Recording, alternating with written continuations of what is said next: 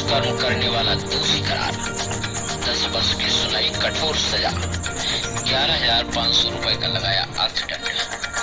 आपको बता दें चंदूची संभल जनपद न्यायालय में विशेष न्यायाधीश पॉक्सो एक्ट अवधेश सिंह की अदालत ने शुक्रवार शाम 4 बजे के करीब अभियुक्त हाशिम पुत्र बदरुल हसन निवासी मोहल्ला मियाँसराय थाना संभल को दोष सिद्ध कर कठोर सजा सुनाई है।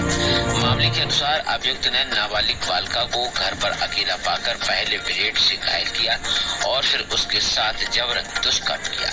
ये घटना इतनी जघन्य थी कि इसने न केवल स्थानीय समाज बल्कि पूरे प्रदेश में आक्रोश की लहर पैदा कर दी थी। इस मुकदमे की पैरवी विशेष लोक अभियोजक पॉक्सो एक्ट नरेंद्र कुमार यादव ने की। उन्होंने न्यायालय में सशक्त, आक्रामक एवं तथ्यों पर आधारित दलीलें प्रस्तुत की। गवाहों के बयान, चिकित्सीय प्रमाण और अन्य ठोस साक्ष्यों को प्रभावी ढंग से न्यायालय के समक्ष रखा गया। इसी सशक्त पैरवी के परंपरागत स्वरूप अभियुक्त को कठोर दंड सुनिश्चित किया गया है।